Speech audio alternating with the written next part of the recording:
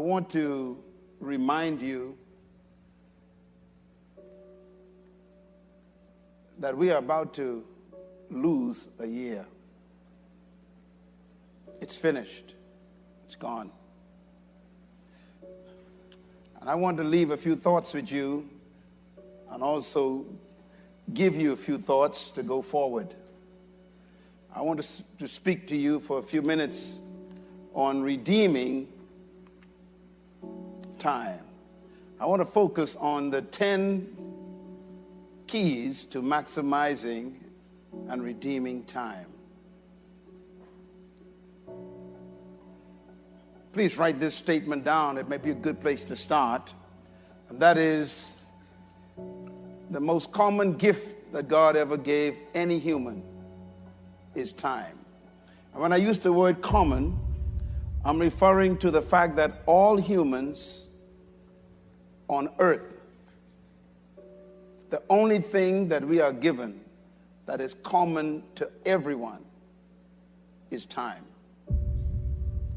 All of us are different heights, different weights, different colors, pigmentation, different economic strata, different families from different ethnic backgrounds. We are from different cultures. But one thing we all have in common, and I'm talking about 7.2 billion people on earth, have the same common commodity, and that's time. Why is that so important? Because of the next statement. That is, what you are and what you become depends on how you use your time. You and I have the same amount of time. The billionaire and the beggar both have 24 hours every day.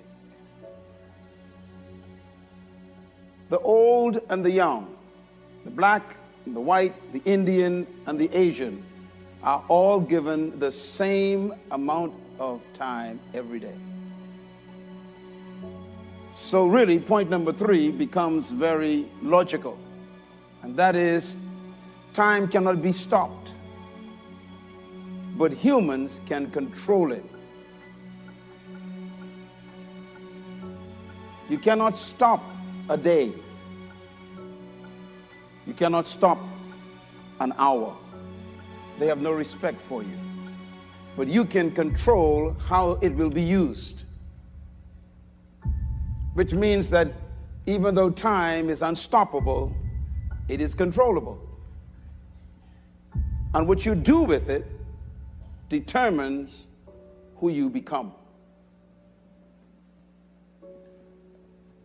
I think about time a lot because time is life. And every time a year passes, you are basically measuring time. Because a year is the passing of time in our cultures. And an opportunity to redefine your priorities is why New Year's come.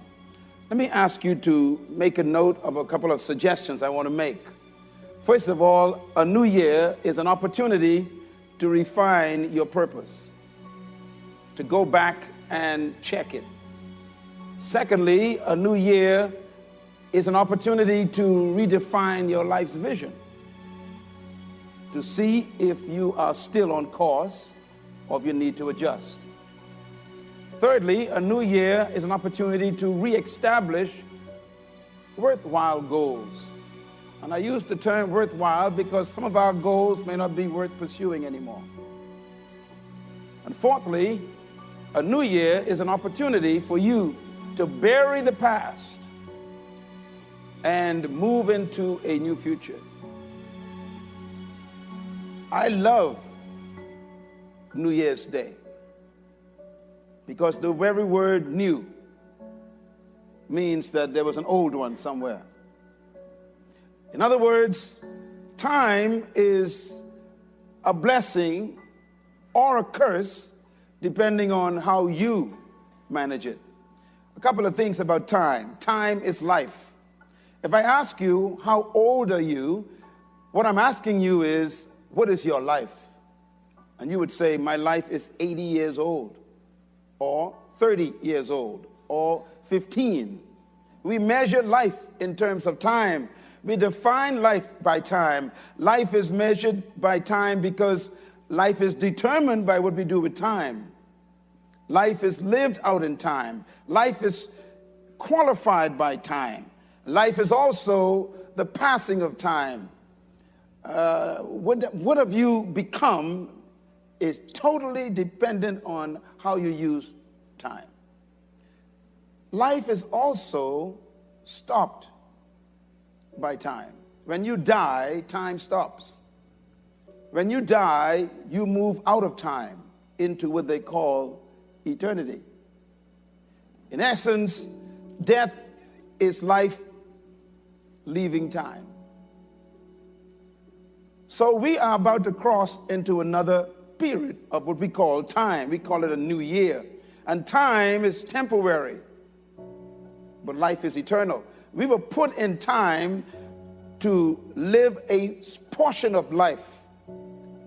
And here's what I discovered about time. What is time? Time is an interruption in eternity.